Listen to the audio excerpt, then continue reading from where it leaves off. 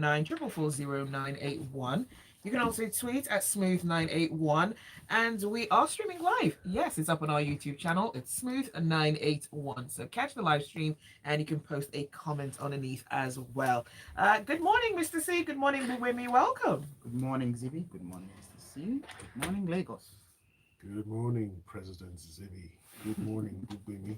Good morning, Lagos. All right. Now, speaking about presidents or, presidential candidates, we're taking the story from a Daily Trust. Now, Mr. Peter Obi, the presidential candidate of the Labour Party, has denied describing the elections as a religious war. And he says that he's under pressure to go on exile. Now, there was an audio leaked over the weekend, and in that audio, a voice which is alleged to be Mr. Obi was heard telling Bishop Oyedepo, the founder of Living Faith, to help him get some votes along Christian or religious lines. Okay, thank you very much, Zibby. And the Labour Party presidential candidate, in a series of tweets released yesterday, denied being part of the audio call that has been circulated on social media and is currently in the public domain. And he's equally denied ever stating to anyone at any point in time that the 2023 presidential election was a religious war. He then goes further to say that he's going to sue the medium that published the said conversation. Now, this is very interesting because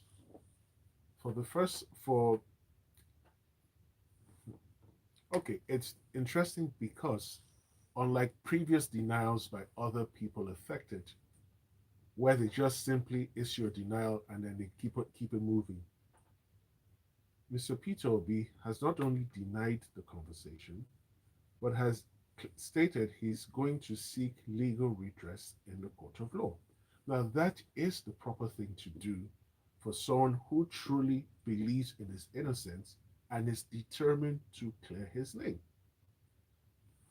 When you contrast that with previous incidents where people have been accused of certain things and all they do is they deny or they promise to go to court and there's no court action, that leaves a lot of questions. So we wait to see when this action will be filed. And he also stated in the tweets that he's under pressure to go into exile. Now, of course, I know that there is a section of the public that will come out and say it's just propaganda, he's not telling the truth, it's fabricated. Now, or it's even from his supporters. So, if his supporters or his loved ones are telling him to go into exile, it can only be because they believe or fear there is a clear and present danger to his very existence, and they would like him to remain alive.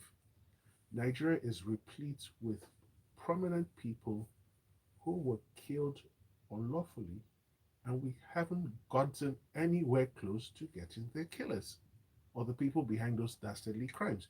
I will just give you two examples. The late Bola Ige, who was the Attorney General of the Federation when he was killed. Pa Alfred Riwani. There are more examples, but these are people whose lives were taken away unjustly, and the Nigerian state has not gotten the people responsible. Now, politics should not be do or die. The election has been done. The parties are in court. Why would pressure be placed on him to go into exile? It's one of two things. The courts will deliver a judgment that will either favor one party or the other party. The court cannot give a judgment that will favor both parties. And if we are to develop strong public institutions, parties, civilians, Nigerians should begin to learn and understand that once a matter is submitted to court for determination of the issues, then you leave it there. You do not also resort to self-help along the way or while the matter is pending. And he's also complained about the comments made by the Minister for Information. which he describes. I want to quote him exactly. He says he called the accusation of the Minister of Information as malicious. Now, whether the Minister of Information was justified in making that accusation remains a matter to be determined. But Mr. Peter Obi perceived it and received it as a malicious statement. And I think that was a statement where he was talking about Mr. Peter Obi and Mr. Dati Ahmed being guilty or being leaning, going in the line of treason. Mm. Now, treason is a very strong accusation, is a very strong charge. And it's not something you treat with levity, and it's only a court that can determine whether someone is guilty of treason. So there's certain allegations that we should be circumspect about saying, and this speaks to Nigerians generally. When you're interacting with the public, when you make public statements that can be recorded, that can be stored, can be archived and retrieved later, you need to be circumspect about what you say so that you do not end up either defaming the person or slandering the person and leaving yourself liable to a lawsuit. Now, the thing is, I've observed this election season and perhaps in previous as well, but perhaps with this one, it did seem like there was a lot of mudslinging across board from all the parties, from their supporters, and less about the actual issues on hand. How do we move past the mudslinging? Because, I mean, it's been ongoing for so long. What would it take for people to actually focus on the real issues and not just the supporters, but the political candidates themselves? Okay, so sadly, like you rightly pointed out, the mudslinging has been with us for a while. And when you think about it critically, right, it is a candidate or a party that has next to nothing to offer in terms of issues, in terms of intelligence, in terms of the way forward that results to mudslinging. If you have things, if you've clearly articulated a plan, you've clearly articulated the process to achieving that plan, you will not have the time to mudsling. It's not possible. It doesn't make any sense. If you're truly engaged with the people, presenting your plans, receiving the interrogation, receiving the feedback, adjusting the plans, and reassuring them of what you're going to do and how you intend to do it with clear timelines, you will not have the time to mudsling. So, sadly, until we get to a point where we have candidates who are ready to discuss issues, who have substance to offer, we may still have to hear incidents of mudslinging, see incidents of mudslinging. It's just what it is. Mm. All right. Well, let us know what your thoughts are. The WhatsApp number is 0809 4440981. From the nation, the president has inaugurated a council on Startup Act 2022. Now, this council, new council, is tasked with the mandate to guide the implementation of the Nigeria Startup Act 2022.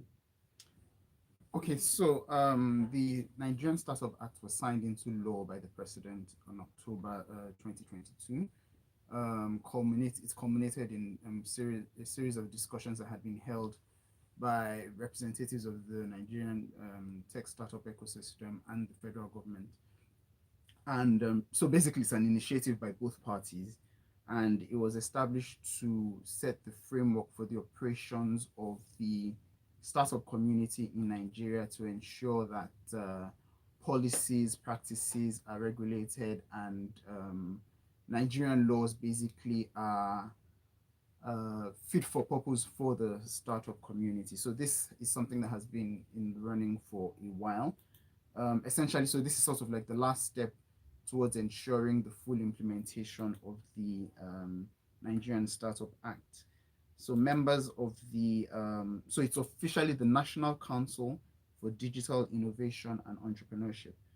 And members of the council are the Vice President, the Ministers of Finance, Budget and National Planning, Trade and Investment, Science, Tech and Innovation, the Governor of the CBN, 4 representatives of the Startups Consultative Forum, 1 representative each from the Nigerian Computer Society and the Computer Registration Council of Nigeria, and then the Director General of the Nigerian Information Technology Development Agency, NIDA, acting as the secretary.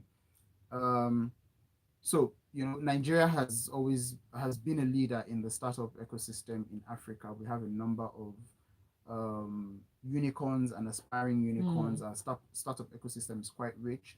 We've attracted a lot of funding over the years, and this is just an opportunity for the ecosystem to be able to um, this is an opportunity for the federal government and leaders in the ecosystem to be able to set in place the laws and the regulations that will guide the operations.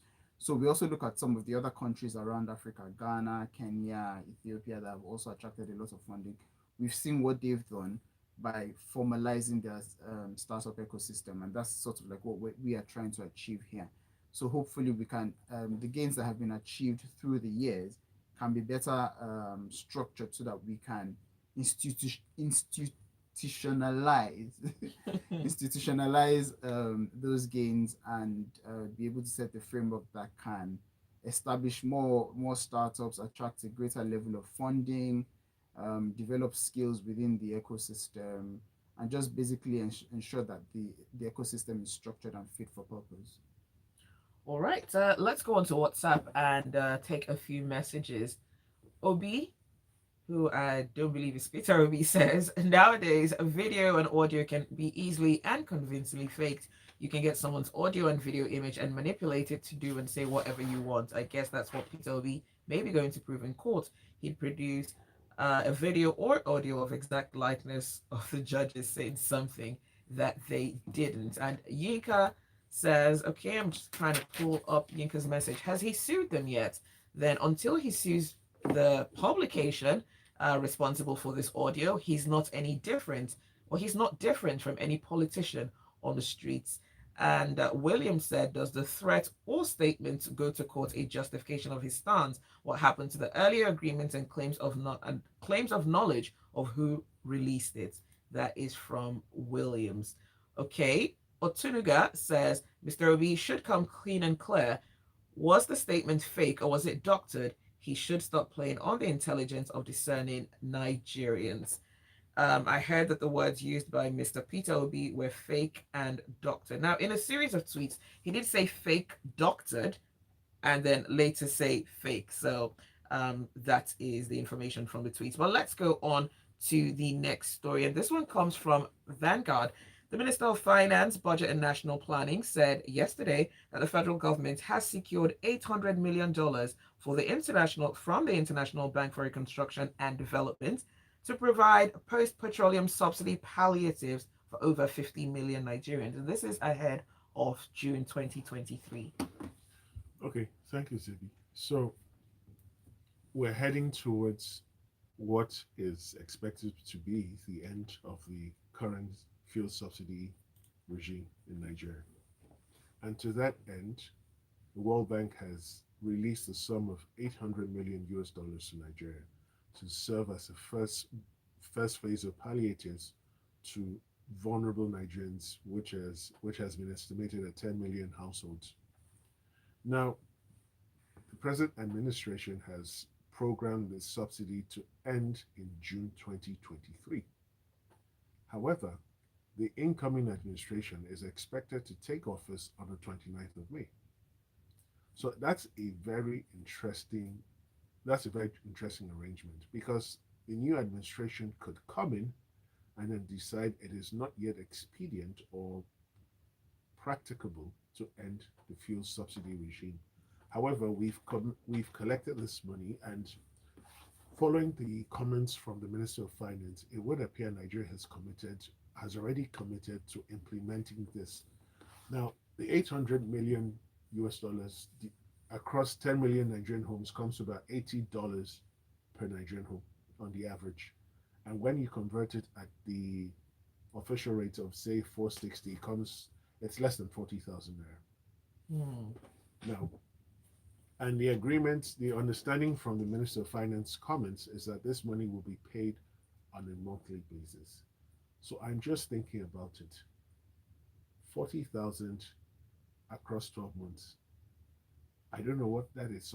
I don't know what that is remedying or relieving, because that is less than 4,000 naira a month, and there are 30 days on the average in every month.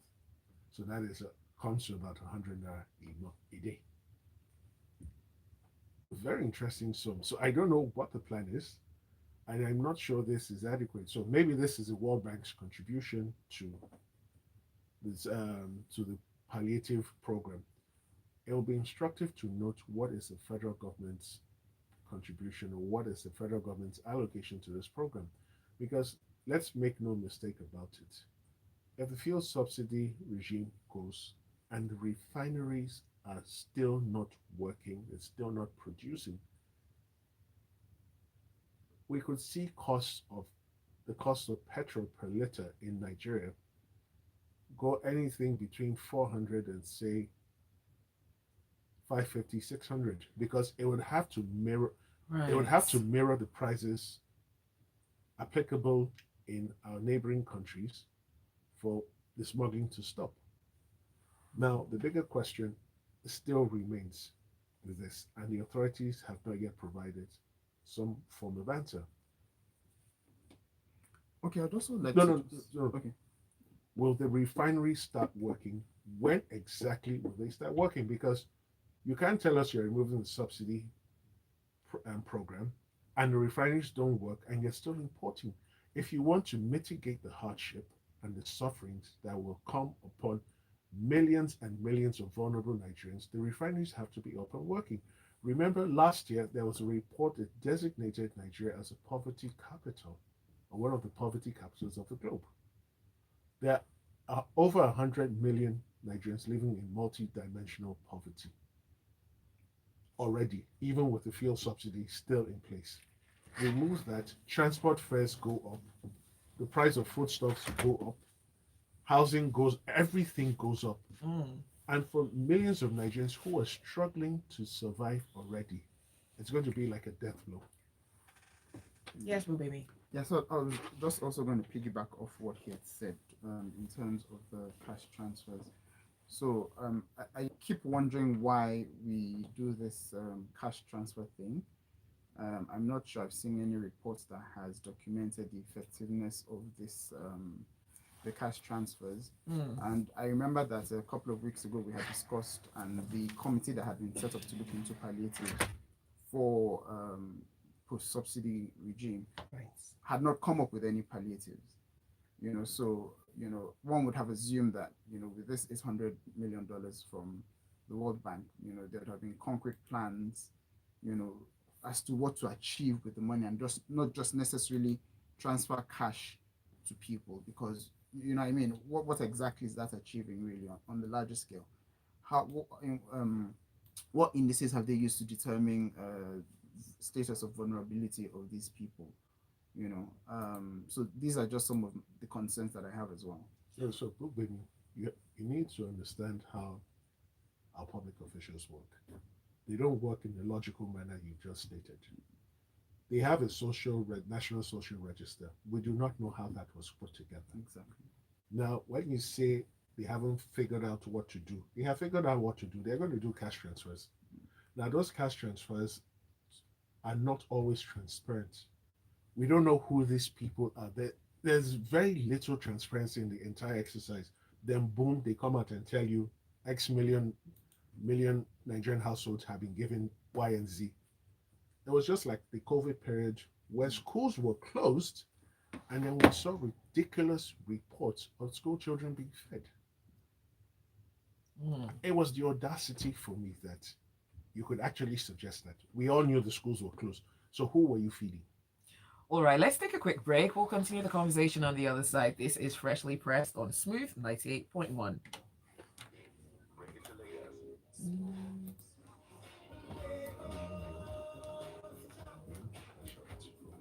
Exactly. Lagos.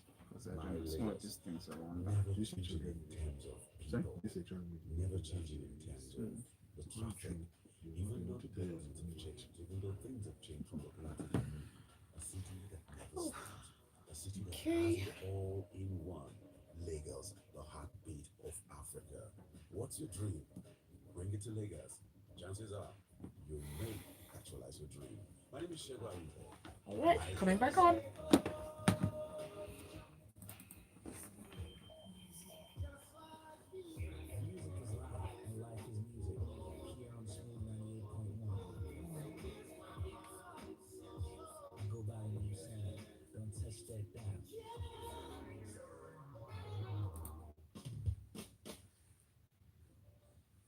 This is Freshly Pressed on Smooth 98.1. We're talking about the news stories making the headlines across the country, and I see your messages coming through. Keep them coming, please. 0809 444 0981. That is the WhatsApp number. But let's read a few messages coming through. Abbas via Twitter says, the last phase of the Port Harcourt refinery repair is to be completed this month. We also have the private refinery, which we hope to start working soon. So, if properly managed, the subsidy should have minimum effect on the economy. We hope it works. 50 million people are to benefit from the money, and it's a palliative, which doesn't mean that will be the only plan by the government.